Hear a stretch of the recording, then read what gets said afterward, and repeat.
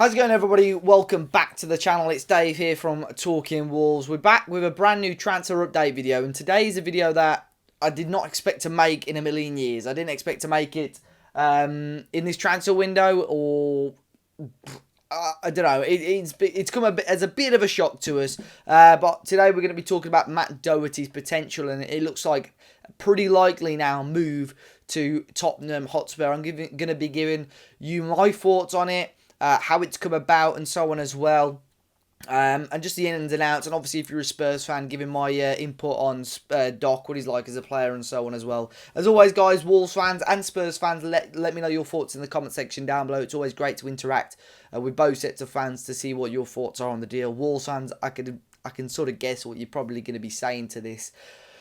So I believe it was broken a few days ago by Football.London that Spurs were interested in a move for Doherty. It's a player that Mourinho had identified that he wanted to add to his team, with Serge Aurier and co looking to leave Spurs.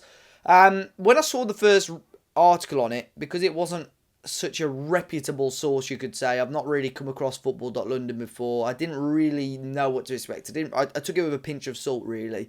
But then it materialised quite quickly. Sky Sports jumped on it, but a lot of them were quoting Football.London. The Guardian jumped on it, the Independent, the Mirror, and it sort of snowball effect. And when everyone starts jumping on it like that, you start to sit down and think, hang on, something's going on here. And now some of the biggest journalists have jumped on it, such as Fabrizio Romano, and it is now said that it's in advanced talks, and with some sources even saying it's a done deal. So it may well be, I'm recording today, Thursday the 27th. It may be done on Friday the 28th, or if not, it may be done on Monday, with it being bank holiday, possibly Tuesday.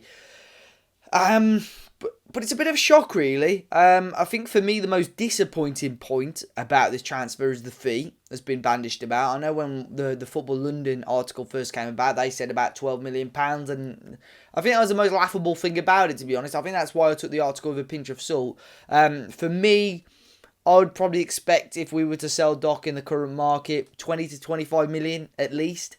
Would be very, very happy with 25 million. Satisfied with 20. Anything less, I'd start to throw question marks over it, to be honest. Doc's a good player. For me, he's not irreplaceable. I think there's players out there that we can get it in. So I'm not fully against him leaving the club. However, number one is that he's been an extremely loyal servant. He understands the club. He understands the system under Nuno. And he's got very, very decent goal contribution. Goals and assists over the last couple of years at the top level in the Premier League have been very, very solid. Even in the Europa League, in the FA Cup last season as well, contributing quite a lot. But the main dampener for me on this deal is the fee. I feel Wolves can get a hell of a lot more money for Matt Doherty in this. I know with the coronavirus we weren't too sure the way the market was going to go, but I genuinely think we can get a hell of a lot more money for him. I saw a couple of articles today. It looks like it's going to be in around 15 to 17 million, including add-ons for this deal. So not quite the 20 million that I think Wolves were expected to ask for. So it looks like it's going to come under that. So for Spurs fans, what can you expect from Doc? Going forward, a very decent player. Links up well at times with wingers and forward players. Decent crosser of the ball. And just seems to be the right place, the right man at the right time, really. Throughout his Wolves career, he was never known as like a prolific goal scorer or goal contributor. But since Nuno has come in and put him in this right wing back role in our 5 at the back system, it seemed to suit him quite well. Now going forward, he's very, very decent. At times, his tracking back and defensive work can be a little bit suspect. And that's the one question mark I'd probably have over him for Spurs fans and a Mourinho sort of 4 at the back system. I think if you just planted, if it's going to be old school Mourinho where you're playing sort of, no disrespect, part of the bus football where you're just having your 4 at the back there, I think he could do an okay job. But I think if fans are expecting him to do a similar sort of role as Aurier, sort of getting up and down the wing, that there might be a couple of times this season where he does get caught out if he's playing for Spurs at White Hart Lane, or obviously playing for Spurs away from home as well. The one thing I can't quite get my head around at the moment is everyone's reaction to this. I know this is sort of unrelated to the actual Doc move, but the amount of negativity on my timeline on social media, whether that be Facebook, Twitter, on the Talking Wolves social medias as well, there is a lot of negativity. And I understand this is a move that is very hard to take for some fans. Matt Doherty is sort of a Marmite player, really. I think you get a large selection of fans who think he's unbelievable, and there's some fans that really don't enjoy watching him as a footballer. And we've all got opinions. We've all got those opinions on every player that plays for Wolves, I believe. Some players are going to like, some fans are going to like some players, and some fans won't. But the stuff I don't get is people, criticising Fosun and Nuno for this. I understand the fee probably should be bigger, but they are not. They are not going to sell him without an adequate replacement. If we could sell him and bring in Maitland-Niles for maybe £1 or £2 million more, I can sort of understand it. You've got your right wing back replacement. If they're going to be playing Maitland-Niles there, who's English and about 6 or 7 years younger. So straight away, you've gained 6 or 7 years for about £1 million, which for me isn't too bad. And Maitland-Niles has probably got a bit more of pace and a bit more of an engine on him, which could probably suit Nuno's system a little bit more. Of course, us having a small squad has been quite infuriating over the last couple of transfer windows.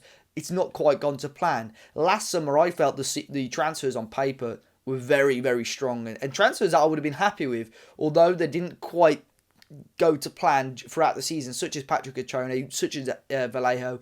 I believe probably 75% to 90% of fans would have been happy with those transfers before they played for Wolves. But unfortunately, for one reason or another, they didn't quite go to plan.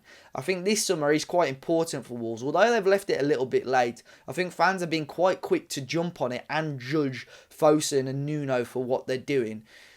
Yes, I understand it's quite infuriating that we've not announced 10 players as soon as the transfer window was opened, but they've got a plan. In terms of replacing players, I don't think Fosun have ever let us down. I remember a similar fan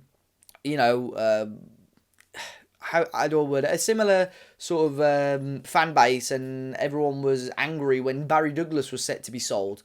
We brought in Johnny Otto, who I know not a lot of fans would have known about, and we've never looked back since, really, to be honest. Douglas has struggled to get into the Leeds United side at times, and Johnny has been Mr. Consistent. That's what he's been branded as by many, many fans throughout the last 2 seasons. He's been very, very good.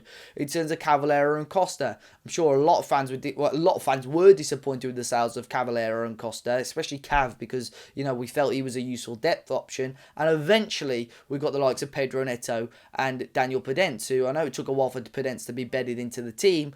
And obviously Traore's coming to his own as well now, but they have been replaced. So I have full faith that Fosun, Nuno and Wolves are going to replace Matt Doherty. They are going to bring in replacements. Your likes of Luke Matheson as well, who's now obviously been training with the 23s. When the first team comes back, I fully expect him to be training with the first team. He could be your backup option, and we could bring in a new right wing back to replace Matt Doherty. And I'm sure we're going to bring in 3 or 4 different players. Nuno wants to bolster the squad. He's got a year left on his contract. If Fosun don't do that, there is going to be trouble. And Jeff Shee and co know that. So I know that's a bit of a tangent from the whole Matt Doherty thing, but I just wanted to get my twopence in there, really, about the whole situation, because there has been a lot of fans upset and moaning. Let's judge it. There's 2 places you can judge this. Number 1, when the season starts, looking at our squad. And number 2, when the transfer window ends, and if we haven't brought in adequate replacements. I think a big part of this is the stupid international break right at the start of the season, by the way. A horrendous time for an international break. I don't understand that at all, and 3/4 of our squad is gone. We've got a small squad right now. We're going to add 4 or 5 players into it, I'm sure. But having that international break has not helped, because people are looking at our team without those players, and it is infuriating. But a massive tangent on today's video. But Matt Doherty looks like he's going to be going to Spurs. He's a Mendes agent now. Client, sorry. You got Mourinho, who's a Mendes client. I look back to deals like Moutinho for £5 million. We know at the time, and it still is a huge, huge bargain. It was going to, and Neves for $50 million. There was going to become a time where we needed to owe Mendes a favour, and this could be that. Getting Spurs a very, very good deal on one of our first team players. It's upsetting for us, but in my opinion, Matt Doherty is replaceable. The only upsetting thing for me is the fee. I believe we can get more money for Matt Doherty than what is reported. It may be completely wrong, but yeah, it looks like he's going to go to Spurs. And best of luck to Matt Doherty if he does that. I'm looking back at some great memories. He scored a screamer against Fulham, one of my more underrated Wolves goals, scoring in the FA Cup semi-final.